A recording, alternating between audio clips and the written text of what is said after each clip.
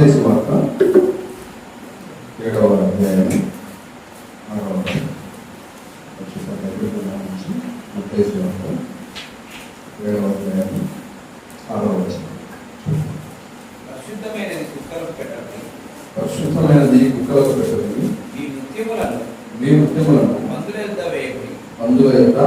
వేయకుడి. వేసిన ఎడల ఒకవేళ వాటిని కాళ్ళతో తొక్కి మీ మీద పడి మిమ్మల్ని చీల్చివేయును. ఇది వాక్యం. దీంట్లో మనకు ఈ వాక్యంలో మనకు కనపడుతున్నది పరిశుద్ధమైన దాన్ని వేడికి వేయకూడదు, కుక్కలకు, తర్వాత పందుల ఎదురు కూడా వేయకూడదు అని చెప్పేసి చెప్తున్నాను. సో దీంట్లో పరిశుద్ధమైనది ఒకటి ఉంది, తర్వాత అపవిత్రమైనవి పరిశుద్ధత లేనివి రెండు ఉన్నాయి. ఒకటి కుక్కలు, రెండవది పందులు. సో పందులు కుక్కలు ఏ విధంగా వాటి యొక్క జీవన శైలి ఉంటుంది. పందులు వచ్చేసి ఎప్పుడు కూడా అవి అశుద్ధాన్ని ఇష్టపడతాయి. పందులు అశుద్ధాన్ని ఇష్టపడతాయి. ఇంకా కుక్కలు వచ్చేసి వాటి యొక్క ఆతురత కొద్దీ అవి ఆతురపడి ఏదైనా ఆహారాన్ని తింటాయి. అది శుద్ధమైనటువంటి ఆహారాన్ని మాత్రం అవి తినవు. తిన్న ఆహారాన్ని కూడా అవి ఏం చేస్తాయి, మళ్ళీ కక్కి వాంతి చేసుకొని దానిలో తినడానికి అవి ఇష్టపడతాయి. అటువంటి జీవితము ఎవరికి ఉంటుంది అంటే, ఎవరికి ఉంటుంది అటువంటి జీవితము? పరిశుద్ధంగా ఉంటుందా, అపవిత్రమైనటువంటి వారికి ఉంటుందా? అపవిత్రమైనటువంటి వారికి, అవిశ్వాసులకు ఉంటుంది. ఇటువంటి ఈ యొక్క వాక్యం నుంచి పందుల ద్వారా, కుక్కల ద్వారా మనము ఈ యొక్క విషయాన్ని మనం తెలుసుకోగలుగుతున్నాం. అదే కుక్కలైతే తన యొక్క మూఢతను మరలా కనపరుస్తూ మూర్ఖుడు కట్టిన దానికి తిరుగు కుక్కతో సమానమని చెప్పబడింది బైబిల్లో. సామెతలు 26:11 ఈ వాక్యం చెప్పబడింది. చదవనక్కర్లేదు, నోట్ చేసుకుంటే నోట్ చేసుకోండి. తన మూఢతను మరలా కనపరుస్తూ మూర్ఖుడు కట్టిన దానికి తిరుగు కుక్కతో సమానం అని చెప్పేసి రాయబడింది. సో ఇక్కడ కుక్క అనేది అది వాంకింగ్ చేసుకునే దాన్ని తిరిగి మళ్ళీ తీసుకుంటుంది అనే దాని గురించి మనకి ఇక్కడ చెప్పడం అనేది జరుగుతుంది.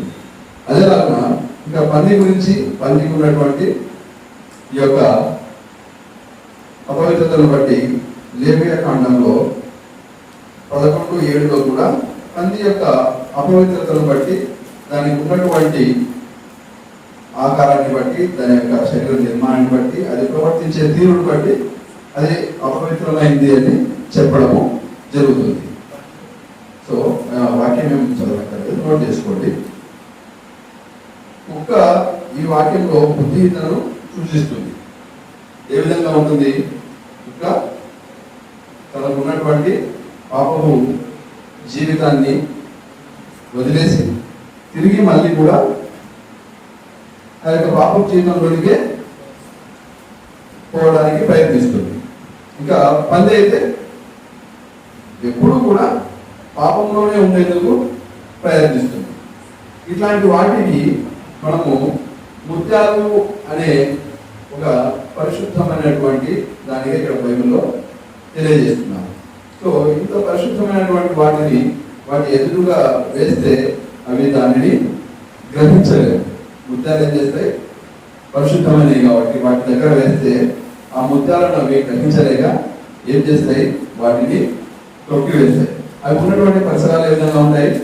చాలా అపరిశుభ్రంగా ఉంటాయి. అటువంటి పరిసరాలలో ఆ ముత్యాలను అవి తొక్కి ఏం చేస్తాయి? దాన్ని మళ్ళీ అపవిత్రం చేస్తాయి. సో ఎంత మంచి వాక్యాన్ని కానీ, ఎంత మంచి మనస్సును కానీ మనం ప్రదర్శించినప్పటికీ కూడా వాటి ఎదురుగా ఏం జరుగుతుంది? వాటిని అవి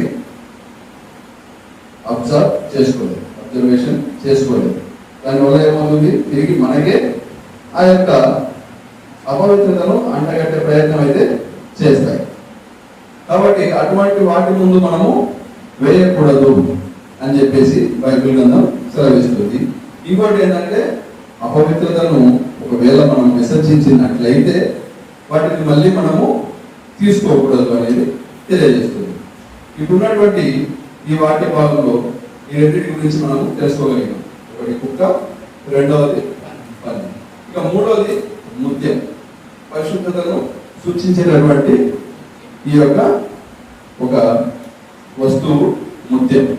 ఈ ముత్యము మనకు బైబిల్ గ్రంథంలో చాలా ఉన్నతమైనటువంటి స్థానంలో చూపించినారు. మత్తయి సువార్త 13వ అధ్యాయము 45-46 వచనాలలో ముత్యం యొక్క ప్రాముఖ్యతను ఎంతో గొప్పగా మనకు తెలిపినారు. మరియు పరలోక రాజ్యము మంచి ముత్యములను కొన వెదుకుచున్న వర్తకుని పోలి ఉన్నది. అతడు అమూల్యమైన ఒక ముత్యమును కనుగొని పోయి తనకు కలిగినంతయు అమ్మి దాన్ని కొనును. ఇక్కడ ముత్యానికి ఎంత ప్రాముఖ్యత ఉందంటే, ఒకవేళ అది నిజంగా మంచి ముత్యం అయితే అటువంటి వర్తకుడు ఏం చేస్తాడు, తనకు ఉన్నటువంటి అందరినీ కూడా దానికి ధారపోస్తాడు. దాన్ని ధారపోసి ఆ ముత్యాన్ని తన యొక్క వశం చేసుకోవాలని ప్రయత్నిస్తాడు. కాబట్టి పరలోక రాజ్యము, ముత్యము రెండు ఒకేలాగా మనము ఇక్కడ చూడవచ్చు. పరలోక రాజ్యము మంచి ముత్యమును వెతుకుచున్న వర్తకుని పోలి ఉన్నది అని చెప్పేసి. తర్వాత ఈ యొక్క ముత్యము చాలా ప్రాముఖ్యతను కల్పించబడింది కాబట్టి దీనికి ఇంకొక రెఫరెన్స్ కూడా మనము బైబిల్ గ్రంథంలో చూడవచ్చు. ప్రకటనల గ్రంథము 21వ అధ్యాయము 21వ వచనం. ప్రకటనల గ్రంథము 21. దాని 12 గుమ్మములు 12 ముత్యములు ఒక్కొక్కని గుమ్మము ఒక్కొక్క ముత్యముతో కట్టబడి ఉన్నది. పట్టణపు రాజవీధి శుద్ధ సువర్ణమైన స్వచ్ఛమైన స్ఫటికముతో పోలి ఉన్నది అని చెప్పేసి ఇక్కడ తెలియజేస్తుంది. ఈ యొక్క కొత్త జెరూసలేము యొక్క ద్వారాలలో ఈ యొక్క ముత్యాలను చేర్చబడడం అనేది జరుగుతుంది. కొత్త జెరూసలేము అంటే పరలోక రాజ్యం. పరలోక రాజ్యానికి దీని యొక్క ప్రవేశంలో దీని యొక్క అమరిక అనేది ఉంది. సో అటువంటి ఉన్నతమైనటువంటి పవిత్రమైనటువంటి స్థానంలో ముత్యానికి, ఆ స్థలంలో ముత్యానికి స్థానం అనేది దొరుకుతుంది. అట్లాంటి ముత్యం మనము చూసినామా? ఎప్పుడైనా ఒక ముత్యాన్ని మనం ఎప్పుడైనా చూడగలిగినామా? మన జీవితంలో ఏమైనా ముత్యాలను చూసినారా ఎవరైనా? ముత్యం అంటే తెలుసా ఎవరికైనా? ముత్యం అంటే ముత్యం ఇంగ్లీష్లో పెదలు అంటారు. పెదలు వస్తువు, ఇది ఒక వస్తువు. మనం ముత్యం అనే వస్తువును చూసినాం కదా సార్.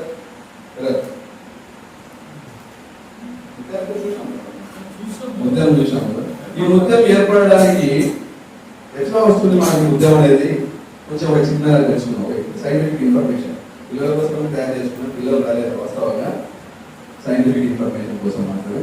ఈ యొక్క ముత్యం అనేది దేని నుంచి వస్తుంది? ఐడియా ఉందా ఎవరికైనా? సముద్రంలో ఉన్నటువంటి, చెప్పండి పర్లేదు,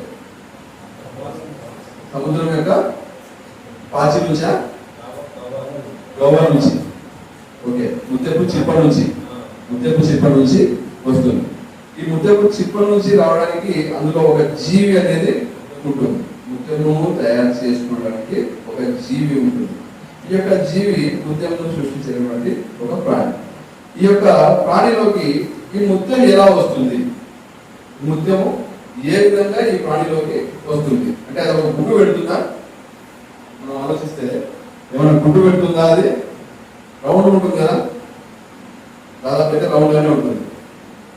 గుడ్డే అనుకుందామా?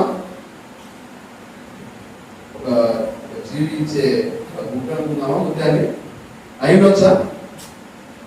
ఏమన్నా యాక్సెప్ట్ చేస్తారా దీన్ని? కాదు కదా. గుడ్ అయితే మళ్ళీ దాని నుంచి పిల్ల రావాలి, మనకైతే అది ఒక వస్తువుగా బయటికి వస్తుంది. సో ఇక్కడ వచ్చేసి నృత్యం అనేది దానికి ఉన్నటువంటి ఒక లక్షణాన్ని బట్టి తయారవుతుంది.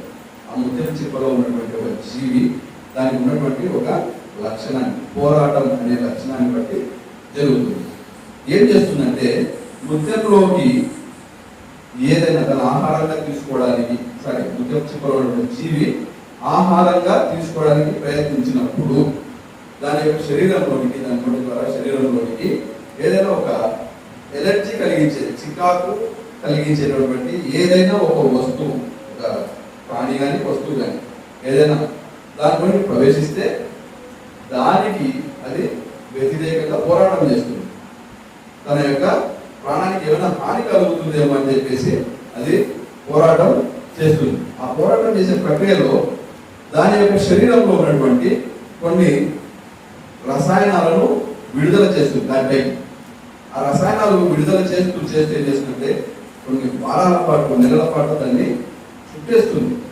ఆ రసాయనాల చేత చుట్టేసి ఏం చేస్తుంది, దాన్ని రౌండ్గా లోపల ఫిక్స్ చేస్తుంది. ఫిక్స్ చేయడం వల్లనే రౌండ్ అయినటువంటి మన ముత్యం అనేది అందులో తయారవుతుంది. ఒక్కొక్క ముత్యము తయారవడానికి దానికి కొన్ని నెలలు, సంవత్సరాల టైం కూడా పడుతుంది. సో ఇక్కడ ముత్యం యొక్క ప్రిపరేషనే ఇంత టైం తీసుకుంటుంది. ఇలా ముత్యం లాగా మనము జీవించాలి అనే ఒక విషయం మనము తీసుకుంటే, అసలు ముత్యం అనేది ఆధ్యాత్మిక ప్రాముఖ్యతను కలిగి ఉండడం అనేది బైబిల్లో ఉంది. ముత్యానికి ఒక ప్రాముఖ్యత ఉంది. తర్వాత ఇది ఆయషర్షెట్ అనేటువంటి జీవి ద్వారా ఏర్పడుతుంది. ఇది మన యొక్క శరీరంలో రసాయనాలను చెప్పినాం కదా, ఈ రసాయనాలను మనము కొంచెం మనకు ఆధ్యాత్మికంగా కొంచెం అన్వయించుకున్నాం. వాస్తవంగా నాకైతే తెలియదు, ఎక్కడ బయట ఎక్కడ నేను చూడలేదు, కానీ నా వరకు నేను ప్రిపరేషన్ చేసుకున్నాను. దీంట్లో వచ్చేసి ముత్యంలో కాల్షియం కార్బోనేట్ అనేటువంటి ఒక పదార్థం, తర్వాత కొంచియోలిన్ అనేటటువంటి ఇంకొక పదార్థం, ఈ రెండు ఉన్నాయి. ముత్యం తయారీకి ఈ రెండు ఉపయోగపడతాయి. ఈ రెండింటి వల్ల ఏమైందంటే అది ఘనస్థితిలో నుంచి ద్రవ స్థితిలో నుంచి ఘనస్థితిలోనికి మారడానికి ఉపయోగపడుతుంది. ఇప్పుడు ఇక్కడ మనము కాల్షియం ఉంది, కార్బన్ ఉంది, తర్వాత దాంట్లో ఆక్సైడ్ కూడా ఉంది. ఈ మూడింటిని మనము ఒకసారి చూసుకుంటే మన జీవితంలో ఒక ముత్యం లాగా మనం తయారు కావాలంటే మనకు కావాల్సింది ఏమేమి ఉన్నాయి. కాల్షియం అనేటువంటి ఒక వాక్యం కావాలి. మన జీవితాలలో మనము స్థిరంగా నిలబడాలి అంటే, దేవుని యందు నిలబడాలంటే మనకు కావాల్సింది కాల్షియం అనేటువంటి ఒక వాక్యం. కార్బన్ అనేటువంటి ఒక విశ్వాసం. కార్బన్ అనేటువంటి ఒక విశ్వాసం. ఆక్సైడ్ అనేటువంటి ప్రార్థన. మనకు కావాల్సినవి మూడు ఉన్నాయి. వాక్యం ఉంది, విశ్వాసం ఉంది, వాటితో ప్రార్థించాలి. మనం వాక్యం చేత విశ్వాసం కలిగి ప్రార్థించాలి. ఇవి చేస్తే కొంచియోలిన్ అనేటువంటి ఇంకో పదార్థం ఉందని చెప్పాం కదా, అది ఒక రక్షణను ఇస్తుంది, మన జీవితాలలో రక్షణను ఇస్తుంది. ఈ యొక్క కొంచియోలిన్ ఏం చేస్తుందంటే ఈ కాల్షియం కార్బోనేట్లను ఘన రూపంలోకి తీసుకొని వచ్చి దానికి ఒక మెరుగును తెస్తుంది. ఈ రక్షణ వల్ల మనం ఏమైతాం, మెరుగును సంతరించుకుంటాం. మనము మెరుస్తూ మన యొక్క జీవితాలను జీవించవచ్చు, పరిశుద్ధంగా జీవించవచ్చు అని అర్థం. మెరుస్తూ అంటే పరిశుద్ధంగా జీవించవచ్చు అని. కాబట్టి ఇట్లాంటి ఒక ఆయశస్సులో తయారైనటువంటి ముత్యాన్ని మనము బైబిల్ గ్రంథంలో చూద్దాం. ఆయశస్సులో తయారైనటువంటి ఒక ముత్యము బైబిల్ గ్రంథంలో కూడా తయారైంది. ఒక వ్యక్తి, ఆ వ్యక్తి ఒక చికాకులో నుంచి, తనకు ఉన్నటువంటి ఒక చికాకు నుంచి ఆయన ఈ యొక్క వాక్యము, విశ్వాసం, ప్రార్థన ద్వారా ఈ యొక్క రక్షణను పొందుకొని నృత్యంలాగా మారినటువంటి ఈ యొక్క పరిస్థితి మనం చూద్దాం. ఇలాంటి నృత్యం మనం బైబిల్లో చూడాలంటే ఆయనకు వచ్చేసి ఒక బెన్యామీనీయుడు, ఆయన వచ్చేసి ఒక బెన్యామీనీయుడు, ఆయన పేరు సౌలు. ఆయన పేరు సౌలు. సౌలు అంటే సౌలు రాజు కాదు, మనకు అపోస్తలుగా మారినటువంటి సౌలు.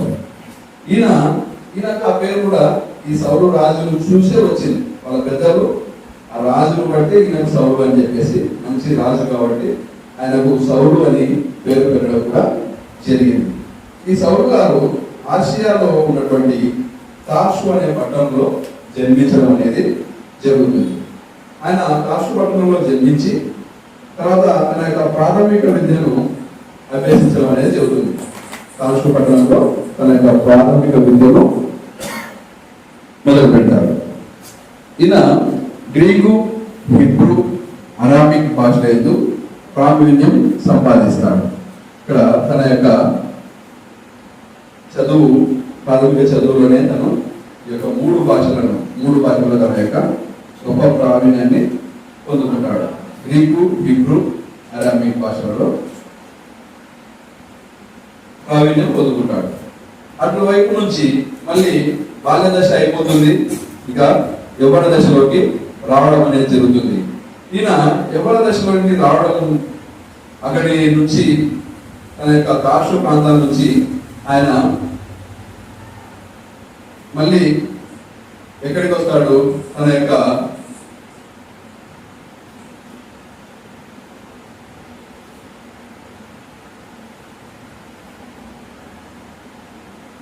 యెరూషలేముకు రావడం అనేది జరుగుతుంది. అపోస్తల కార్యములు 22:3. అపోస్తల కార్యములు 22:3వ వచనం. 22వ అధ్యాయం 3వ వచనం.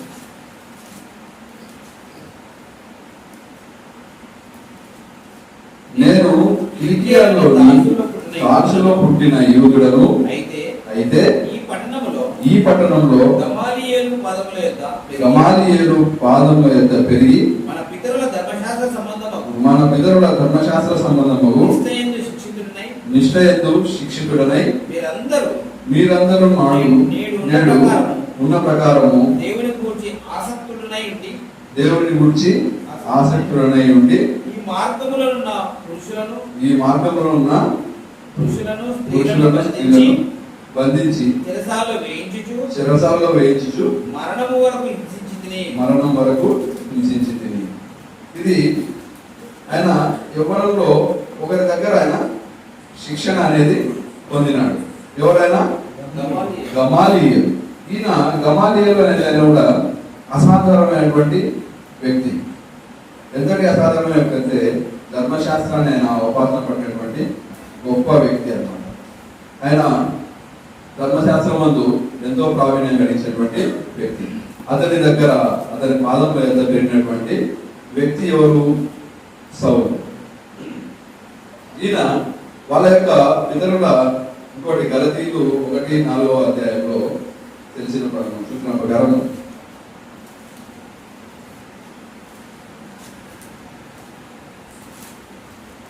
మన తండ్రి అయిన దేవుని చిత్త ప్రకారము, గలతీ 1:4. మన తండ్రి అయిన దేవుని చిత్త ప్రకారము క్రీస్తు మనలను ప్రస్తుత దుష్ట కాలములో నా పితరుల పారంపరాచార్యాల యందు విశేష ఆసక్తి కలవాడనై నా స్వజాతీయులలో నా సమాన వయస్కులైన అనేకుల కంటే యూదుల మతంలో అత్యధికత నుండి నా నడవడిని గురించి మీరు వింటిరి అనేది ఈ వాక్యము. నేను రెఫరెన్స్ డిసైన్ అయినది. ఇక్కడ సౌలు గారు ఆయనకు ఉన్నటువంటి ఒక ఎయిమ్ అన్నమాట.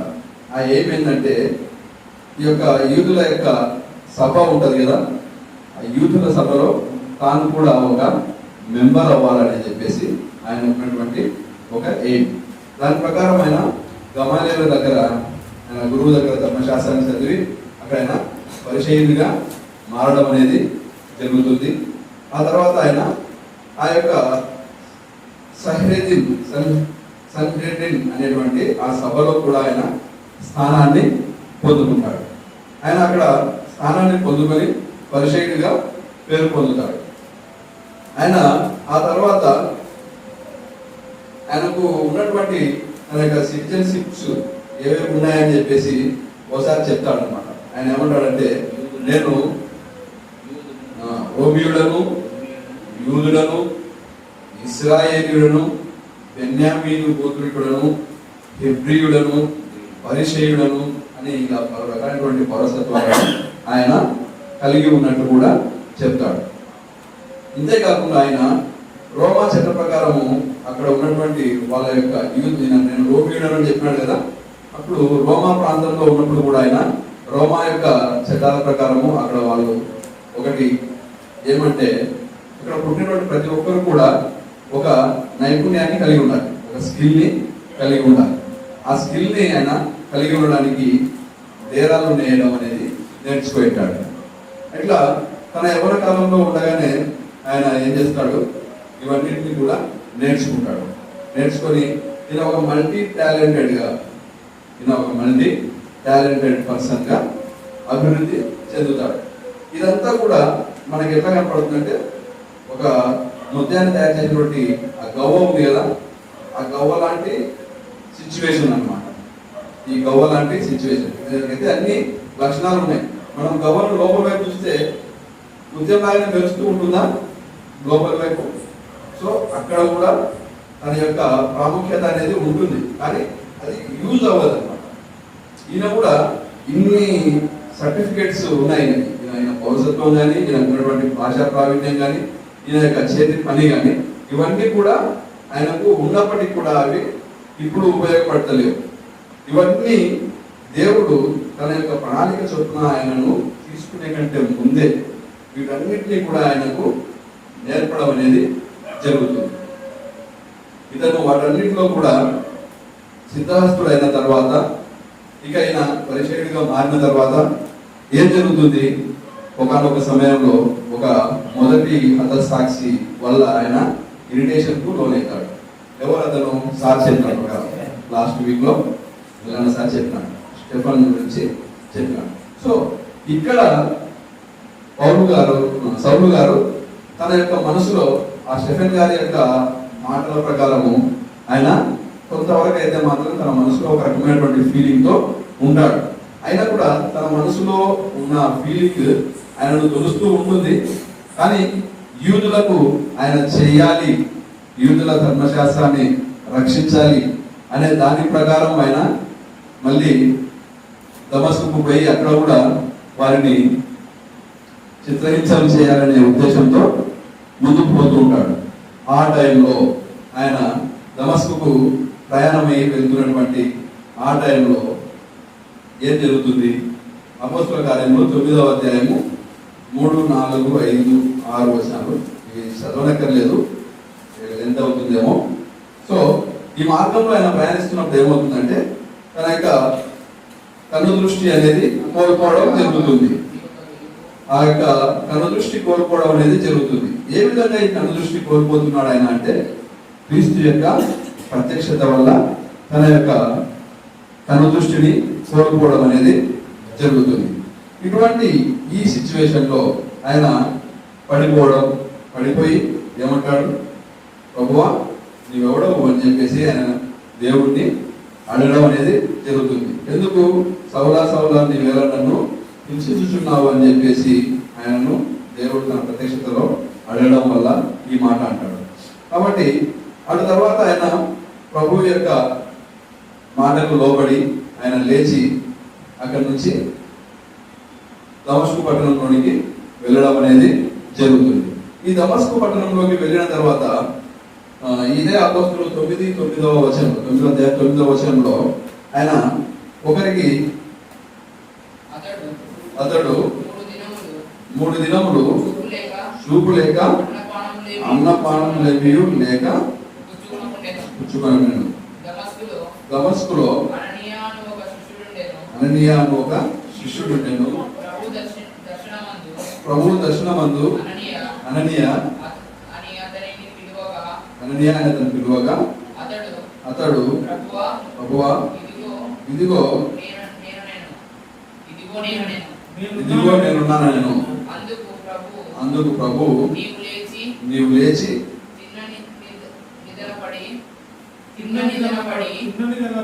తిన్నదనబడిన వీధికి వెళ్ళి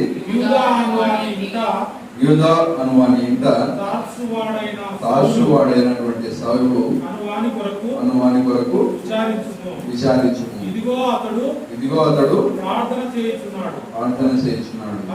అతడు అననీయ అను ఒక మనుష్యుడు లోపలికి వచ్చి తాను దృష్టి పొందునట్లు తల మీద చేతులు ఉంచుట చూచి ఉన్నాడని చెప్పారు. ఇక్కడ దేవుడి యొక్క ఆజ్ఞ ప్రకారము, దేవుడు ఇచ్చినటువంటి ఆజ్ఞ ప్రకారము ఆయన యొక్క దేవుడి శిష్యుడు యేసుక్రీస్తు ప్రభు వారి యొక్క శిష్యుడు ఏం చేసినాడు? ఈ యొక్క తార్సు వాడైనటువంటి సౌలు గారిని దర్శించడం అనేది జరుగుతుంది. ఆయనకు తలపైన చేయి ఉంచి ప్రార్థించి తన చూపును మళ్ళీ పొందుకొనుటకు ఆయన సహాయపడతాడు. ఈ విధంగా తన యొక్క చూపును అనేది ఆయన పొందుకుంటాడు. ఇంతటి క్రూరుడైనటువంటి సౌలు, తనకున్నటువంటి క్రూర మనస్తత్వము, హింసా గుణము, దూషించేటటువంటి లక్షణము, క్రైస్తవులకు అంటే యేసును వెంబడించినటువంటి వారికి హాని చేసేటటువంటి ఈ యొక్క సౌలును దేవుడు ప్రేమించి ఆయనకు ఉన్నటువంటి ఆ యొక్క చూపును మళ్ళీ అంధత్వాన్ని తీసేసి చూపును రావడానికి ప్రయత్నిస్తాడు. ఈ టైంలో తన యొక్క కంటికి ఉన్నటువంటి ఈ క్రూరత్వము, హింసా గుణము, దూషణ, హాని గుణం అనేటువంటి పొరలు అనేవి ఊడిపోవడం అనేది జరుగుతుంది. ఆ తర్వాత ఆయన ప్రభువు ముందు ఓడిపోయి తన యొక్క దృష్టిని తిరిగి పొందుకొని ప్రభునిలో యేసుక్రీస్తు ప్రభు వారికి ఆయన లోబడడం అనేది జరుగుతుంది. ఇటువంటి ఈయన అప్పుడు తన యొక్క పాత జీవితం అయినటువంటి సౌలు జీవితం నుంచి పౌలు జీవితంగా మొదలు పెట్టడం అనేది జరుగుతుంది. ఈయన దేవుని ప్రత్యక్షత వల్ల ఏమైతుంది? పౌలుగా మారడం అనేది జరుగుతుంది. ఇట్లా మారినటువంటి పౌలు ఇప్పుడు ముత్యంగా మారినటువంటి పరిస్థితి. ఆయనకు ఇప్పుడు ఏమేమి వచ్చినాయంటే, ఆయన ముత్యంగా మారిన తర్వాత పౌలు ఏమైనాడు? చాలా ముత్యంగా మారినటువంటి పౌలు ఏమైనాడంటే మంచి మనసు కలిగినటువంటి వాడై సౌమ్యుడై ఉన్నాడు. ఆయన తనకు ఉన్నటువంటి ఆ యొక్క క్రూరమైనటువంటి మనస్తత్వాన్ని కోల్పోయినాడు. తన హింసించే గుణాన్ని కోల్పోయినాడు అన్నమాట.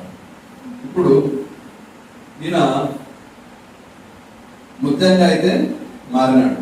ఇది ఉపయోగపడాలా అట్లే ఉండాలా? ఇంకా ఈ యొక్క ముత్యం ఉపయోగపడాలి. ఈయన తనకు కలిగినటువంటి ఈ యొక్క గొప్ప మార్పు, తనకు ఉన్నటువంటి యొక్క సాక్ష్యాన్ని అక్కడ ఉన్నటువంటి వారితో పంచుకోవడం అనేది జరుగుతుంది. ఆయన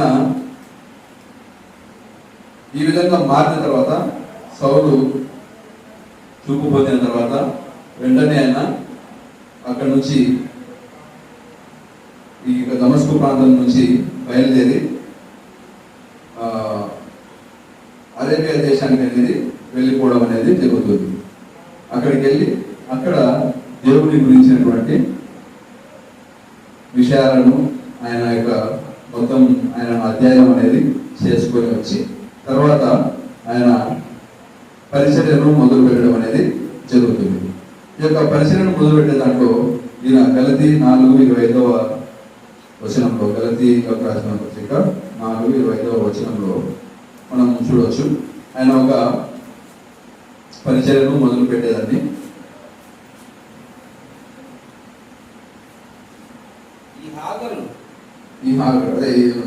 ఇది మన యొక్క అరేబియా దేశంలో సీనాయి కొండ పైన ఆయన ఉండి వచ్చినటువంటి పరిస్థితి అది. తర్వాత 3 సంవత్సరాలు చేసి దమస్కు ప్రాంతంలో ఆయన పరిచర్య చేయడం అనేది జరుగుతుంది. ఆ తర్వాత మళ్ళీ ఆయన దమస్కు ప్రాంతం నుంచి ఒక తార్సు పట్టణానికి వచ్చేసి అక్కడ ఒక 14 సంవత్సరాలు తన యొక్క పరిచర్యను చేయడం అనేది జరుగుతుంది. ఈ యొక్క 14 సంవత్సరాలు పరిచర్య చేస్తూ ఉండగా ఆయనకు బర్నబా కూడా పరిచయం అవుతాడు. ఆయన ద్వారా ఈయన ఇంత మార్పు చెందినాడు సడన్ గా అంటే ఎవరు నమ్మనటువంటి పరిస్థితి. సౌలు గారు పౌలుగా మారినారు కదా, ఇంత మంచి మనస్సు ఇంత సౌమ్యుడిగా మారినాడంటే ఎవరు కూడా నమ్మలేనటువంటి పరిస్థితి.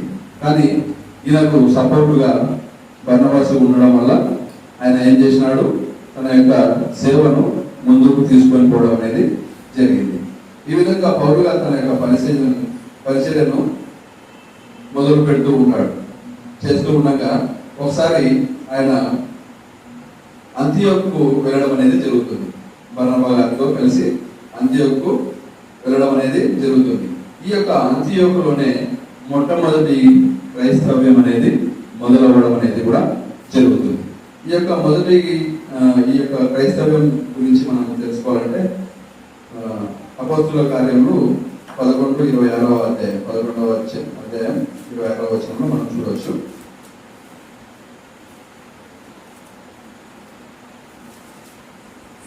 వారు కలిసి ఒక సంవత్సరం సంఘంలో ఉండి బహుజనమునకు వాక్యం బోధించి మొట్టమొదట అంత్యోక్యలో శిష్యుడు క్రైస్తవులు అనబడింది. ఇక్కడ మనకు మొట్టమొదటి క్రైస్తవం అనేది మొదలవడం జరుగుతుంది. ఈ విధంగా పౌలు గారు తన యొక్క పరిచర్య అంత్యోక్యలో చేస్తుండగా క్రైస్తవం అనేది మొదలవుతుంది. ఆ తర్వాత ఈయన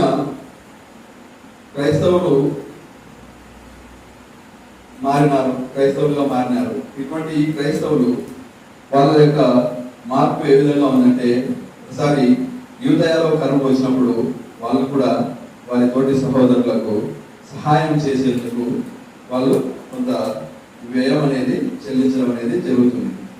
అది మనము అపోస్తుల కార్యములు 11:26 మనము చూడవచ్చు. ఈ యొక్క పోగైనటువంటి సహాయాన్ని అంతటినీ కూడా బర్నబా సౌలు గారు ఇద్దరు కలిసి యూద పెద్దలకు అలా సహాయాన్ని అందజేయడం జరుగుతుంది. ఆ తరువాత ఈ సమయంలో యెరూషలేములో బర్నబా పౌలు ఈ యొక్క 12 మంది అపోస్తలులను కలవడం కూడా జరుగుతుంది. ఈ విధంగా కలిసిన తర్వాత పౌలు గారు ఆయన యొక్క పరిచర్యను చాలా వేగంగా ముందుకు తీసుకొని పోవడం అనేది జరుగుతుంది. ఇట్లాంటి పరిస్థితుల్లో సౌలు గారికి ఈ యొక్క పరిచర్యను చేసేందుకు దేవుడు 14 సంవత్సరాల టైం ఇచ్చి, ఆ టైంలో ఆయనను బాగా ట్రైన్ చేసి ఆయన 3 యాత్రలు చేయడానికి కూడా ఆయనకు అవకాశం ఇవ్వడం అనేది జరుగుతుంది. తర్వాత ఈ యొక్క పౌలు గారికి ఈ పేరు ఎట్లా వచ్చింది, ఈయన ఏంటి అంటే సౌలు నుంచి పౌలుకు మారినాడు. ఎట్లా మారినాడంటే, ఇది యూదులకు 2 పేర్లు ఉంటాయంట. మొదటిది హెబ్రీయులది సంబంధించింది, రెండవది గ్రీక్ భాషలో ఉన్నటువంటి ఒక పేరు పౌలు అని చెప్పేసి మనము తెలియజేస్తుంది అన్నమాట. తర్వాత ఈ యొక్క పౌలు అనే దానికి అర్థం ఏంటంటే చిన్నవాడు అని అర్థం అన్నమాట. సో పౌలు గారు ఆయన యొక్క జీవితంలో చాలా ఎన్నో ఉన్నతమైనటువంటి చదువులు చదివినాను. ఆయన ఎంతో గొప్ప పరిచయుడు అయినప్పుడు కూడా ఆయన ఎంతో తగ్గింపు తత్వాన్ని కలిగినటువంటి వ్యక్తి. ఈయన యెరూషలేములో ఆయన పరిచర్య చేస్తుండగా పౌలు గారిని రోమాకు బంధించి రోమాకు తరలించడం అనేది జరుగుతుంది. అక్కడ ఆయన క్రీస్తు శకం 60వ సంవత్సరంలో అర్థసాక్షిగా మారడం అనేది జరుగుతుంది. ఆయన ఆ మరణం పొందే వరకు కూడా ఆయన ఎంతో ఆనందంతో వాక్య పరిచర్య చేయడం అనేది జరిగింది. ఈయన రాసినటువంటి పత్రికలు కొన్ని ఉన్నాయి. దేవుడు ఈయన ఇచ్చినటువంటి గొప్ప వరం ఏంటంటే, ఎంతో ఉన్నతమైనటువంటి వరం ఏంటంటే, బైబిల్ గ్రంథంలో ఉన్నటువంటి కొత్త నిబంధన గ్రంథంలో ఉన్నటువంటి 13 పత్రికలు కూడా ఆయన రాయడం జరిగింది. ఈయన తన యొక్క అనుచరులలో ఉన్నటువంటి తిమోతిని ఎంతో ప్రేమగా చూసుకునేవాడు అన్నమాట. ఈయన శ్రమపడుతూ సువార్థకులుగా ఉండమని చెప్పేసి తిమోతి గారికి చెప్పడం అనేది కూడా జరిగిందన్నమాట. తర్వాత మన పౌలు గారికి ఒక 9 క్వాలిటీస్ అనేటివి ఉన్నాయి. ఈ 9 క్వాలిటీస్ చెప్పుకొని ముగించుకున్నాం. అపోస్తులు అందరిలో ఈయన చాలా తక్కువ వాడను అని చెప్పేసి చెప్పుకుంటాడు. అపోస్తులలో ఉన్నటువంటి అందరిలో కూడా నేను చాలా తక్కువ వాడను అని చెప్పేసి చెప్పుకుంటాడు. తర్వాత పరిశుద్ధులందరిలో కూడా అత్యల్పుడను అని చెప్పేసి చెప్తాడు. తర్వాత పాపులలో ప్రథముడను అని చెప్తాడు. ఎవరైనా ఒప్పుకోగలుగుతారా? పాపులలో ప్రథముడను నేను ఎవరైనా ఒక మాట అంటే ఒప్పుకోరు, ఒక మాట అంటేనే ఒప్పుకోరు. కానీ ఇంత గొప్ప స్వార్థికుడు అయినా కూడా తను పాపులలో ప్రథముడను అని చెప్పేసి చెప్పగలుగుతున్నాడు. శ్రమ పొందుటలో అతిశయిస్తాడు అన్నమాట. శ్రమలు పొందాలంటే ఆయనకు అతిశయించాడు అన్నమాట. హెచ్చింపులో అతిశయించాడు. ఆయనకి ఏదైనా ఒక గ్రేట్నెస్ వచ్చిందంటే దాన్ని బట్టి ఆయన అతిశయించాడు, గర్వం అహంకారాన్ని ప్రదర్శించాడు. పౌరులు చాలా ఒప్పుకోలు కలిగినటువంటి వ్యక్తి. ఈయన పాపిని అని చెప్పుకోగలిగినటువంటి ఒప్పుకోలు కలిగినటువంటి వ్యక్తి. పౌరులు పరివర్తన పొందినటువంటి వ్యక్తి. ఆయన తన యొక్క హింసను, క్రూరత్వాన్ని అన్నింటినీ కూడా వదిలేసి స్వార్థ పరిచర్యలో దేవుని యందు నిలబడినటువంటి మనిషి. ఆయన చాలా నమ్మకమైనటువంటి వ్యక్తి. పౌలు తన యొక్క నిశ్చయతను కూడా ప్రదర్శించినటువంటి వ్యక్తి. ఈ విధంగా ఉన్నటువంటి పౌలు తన యొక్క చివరి రోజులలో ఇక ఆయన తిమోతికి రాసినటువంటి పత్రికలో ఒక వాక్యం చదువుకొని విధంగా తిమోతి 2వ తిమోతి 4వ అధ్యాయము 7-8. మంచి పోరాటం పోరాడి తిని నా వరకు కడముట్టించి తిని విశ్వాసం కాపాడుకుంటుని ఇక మీదట నా కొరకు నీతి కిరీటం ఉంచబడి ఉన్నది. ఆ దినమందు నీతి గల న్యాయాధిపతి అయిన ప్రభువు అది నాకు మాత్రమే కాకుండా తన ప్రత్యక్షతను అపేక్షించు వారందరికీ అనుగ్రహించును. ఈ విధంగా ఆయన దేవుని యొక్క ప్రత్యక్షతను నేనే కాదు మీరందరూ కూడా పొందుకోవాలని చెప్పడం అనేది జరుగుతుంది. ఇటువంటి గొప్ప వ్యక్తిని గురించి మనము తెలుసుకున్నాం. ఇక్కడ ఆయన మనం చెప్పినట్లు కుక్కల ఎదుట, పందుల ఎదుట ముత్యాలను చల్లితే అవి ఏం చేస్తాయి అనేది ఒక్క మాటలో సౌలు గారి ముందు కూడా ఈ ముత్యాలను వేయడం అనేది జరిగింది మొదట్లో ఆయన సౌలుగా ఉన్నప్పుడు. కానీ ఆయన ఆ ముత్యాలను చల్లినటువంటి వారిని కూడా చీల్చి వేయడము, చంపడానికి అనుమతినివ్వడము, తర్వాత వాళ్ళని హింసించడం అనేది జరిగింది. కాకపోతే దేవుని యందు ఆయన నిలబడిన తర్వాత ఆయననే ఒక ముత్యంగా మారి మనందరికీ ఆదర్శంగా నిలబడడం అనేది జరిగింది.